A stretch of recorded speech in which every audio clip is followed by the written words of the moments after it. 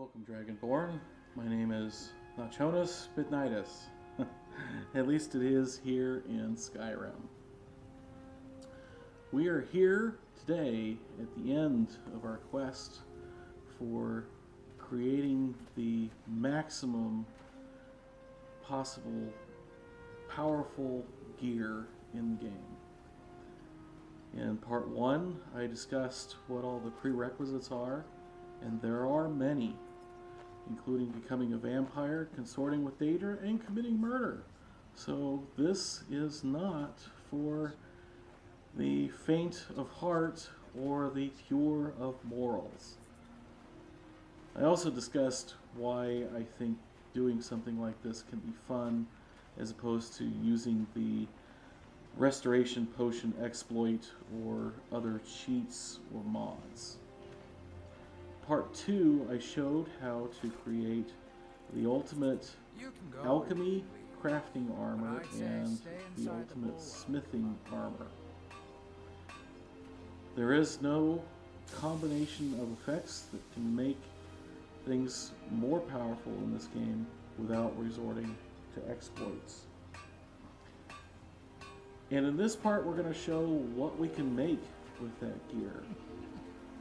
For example, I have made myself some very fancy pants mage gear here. It doesn't really look right on my warrior here, but we're going to try it out anyway, because you see, you can have a total of 8 magic reduction enchantments if you have the dual effect in the enchanting tree. And we can do a couple of things with that. We could, for example, have 3 schools of magic that are, 2 schools of magic that are completely free, and 1 school of magic that is almost free. Or you can do like I've done on this particular build, and I have 4 of the schools of magic that are at a total of 96% cost reduction. That is close enough to free spell casting for me. We could do some cheeseball stuff with this if we really want to. I don't necessarily recommend this, but it's something that you can do.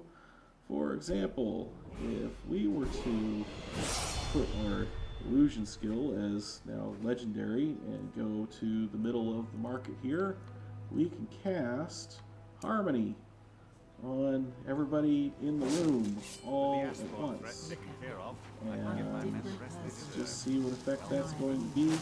Keep in mind, I am not using any boosting abilities or effects right now. You can see that even at level 112, it really surged my level. I'm going to cast this twice and see just how many points of illusion we're going to pop for that. So after casting it twice on not even a whole lot of people, I went from 15 to 50 in illusion. You can see that this is an easy way, if we really want to gain a whole bunch of levels and just kind of break the game. Not really my thing, but it is a thing that you can do. But at heart, I am not really a mage player.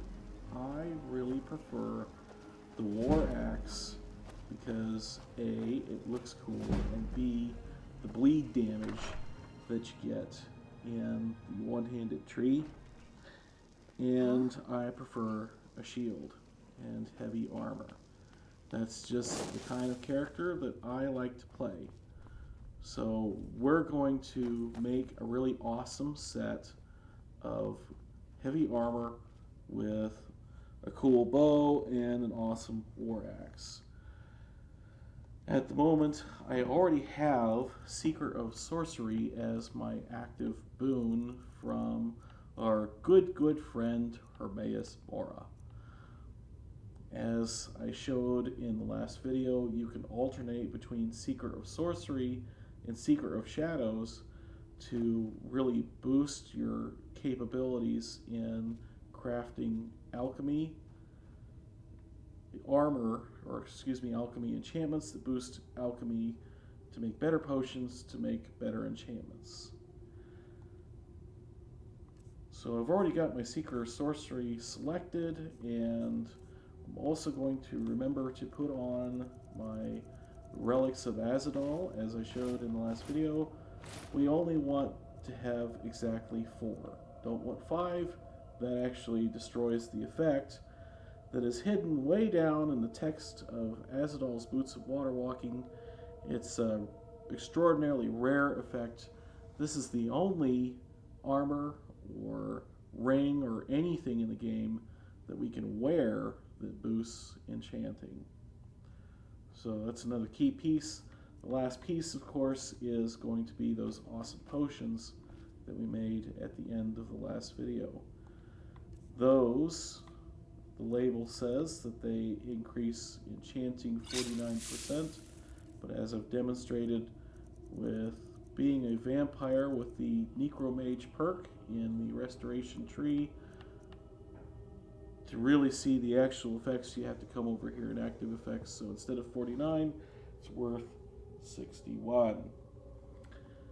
I have already started enchanting this set of gear, frankly, because I didn't want to make everyone sit through me putting all of these enchantments on each and every piece of the armor and weapons.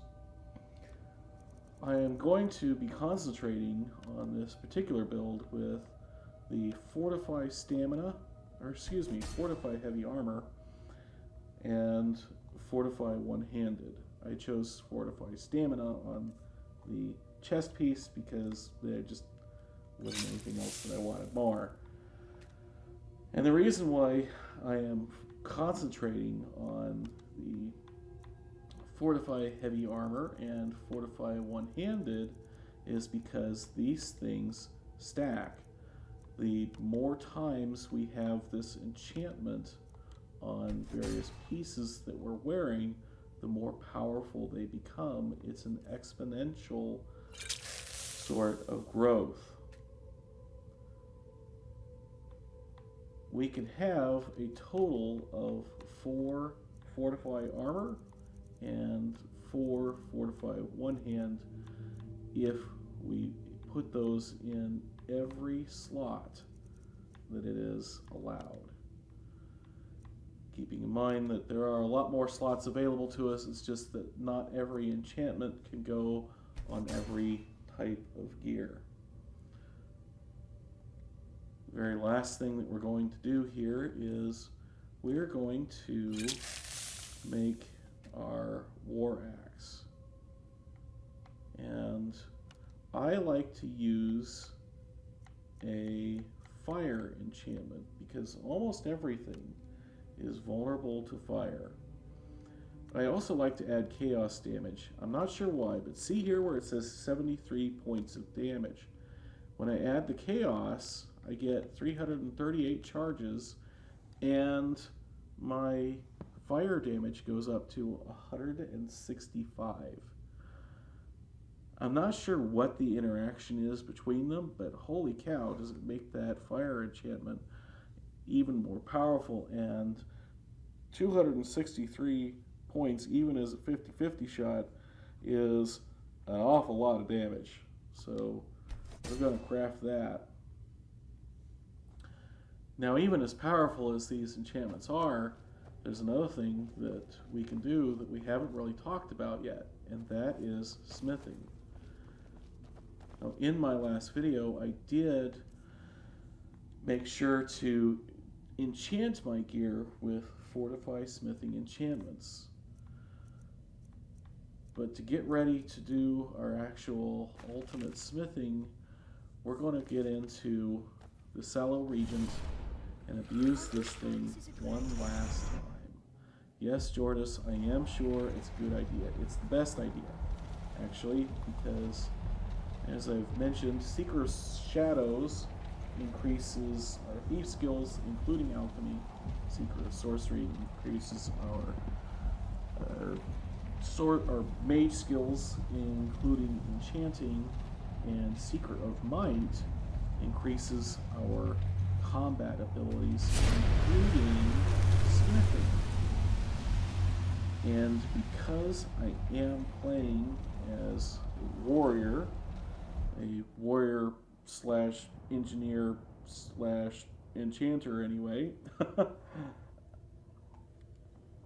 that Seeker of Might is especially useful to me because it affects a lot of skills that I use on a regular basis, including archery, one-handed, block, heavy armor, and smithing.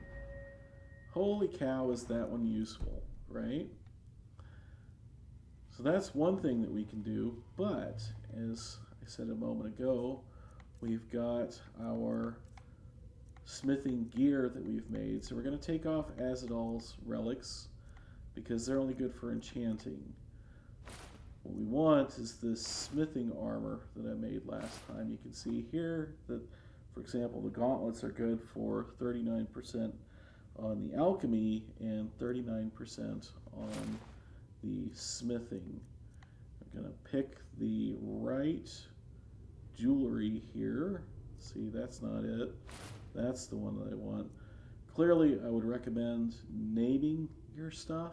I just didn't want everyone to have to sit through me typing those names out on the Xbox menus. So we have picked all of our stuff, and the final little bit here is we are going to take a potion, because that potion on the label says 195% better, but in actual effect it is 243% better. Holy smokes. All those four different fortify smithing enchantments that we have are good for an additional 48% each. The last bit, the very last thing, is the notched pickaxe. This is a unique item. It's the only one in the whole game that is a weapon that increases smithing abilities. So we're going to equip that, and it's only good for, I think, 10%. But as I said, we are, after all, going after the ultimate. Side note on the potions, we do have to work quickly. They're only good for 45 seconds. But that clock does not start until we exit the menu, and we're going to hit the grindstone right away. So my Dragon Bone bow goes from 66 damage and 3,100 gold to 470 damage and 34,500 gold. Holy smokes. The War Axe goes from 53 to 460 and 21,674. If you want to make some just cheap stuff and then basically sell to vendors for free as a way to rapidly increase your speechcraft, have at it. I'm going to take another potion, just kind of top it off, make sure that we are ready to go so we can hit all of these in a single pass. Dragon Bone armor becomes incredible. Dragon Plate boots becomes amazing.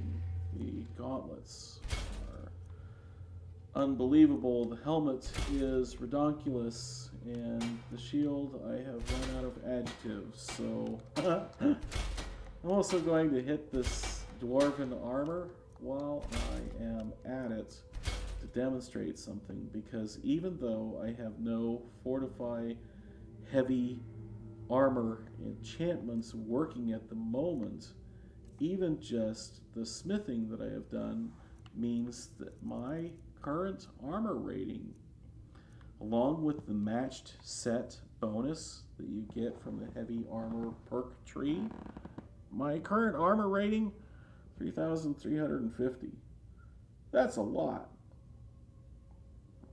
That said, let's take a look at when we put on our actual final set of gear. So I'm just going to put on all of my armor here, and then we're going to put on the correct jewelry and make sure that we actually select the right thing.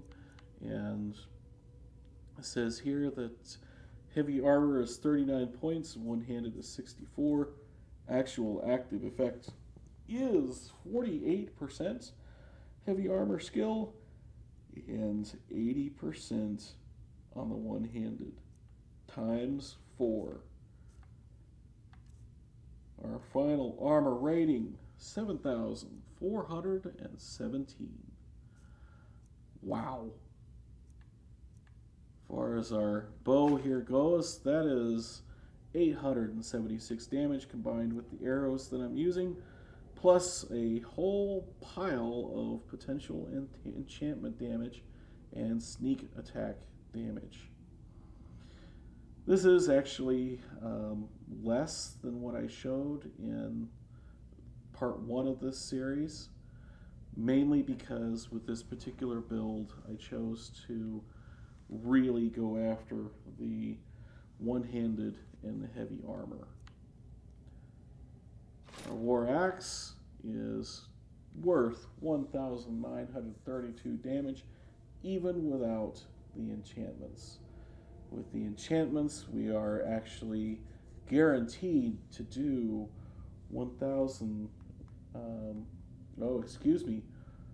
over 2,000 damage with a single hit, and there's a 50-50 shot for adding a whole lot more. And we can hit somebody 330 times before we have to recharge that enchantment. Is there a point to pushing things this far? No, not really. But as I have said, this is a gameplay choice that I made that has impacted my entire run through the entire game. And so at the end here, it is extremely satisfying to have gear of this quality. I hope you found this information useful, and if you did, be sure to hit the like button down below. If you didn't like, please tell me why in the comments so that I can try and do better for you next time. I don't really have any more Skyrim content planned, but you just kind of never know, right? At the moment, at least, I am a vampire in broad daylight, committing an awful lot of murder, and doing it easily.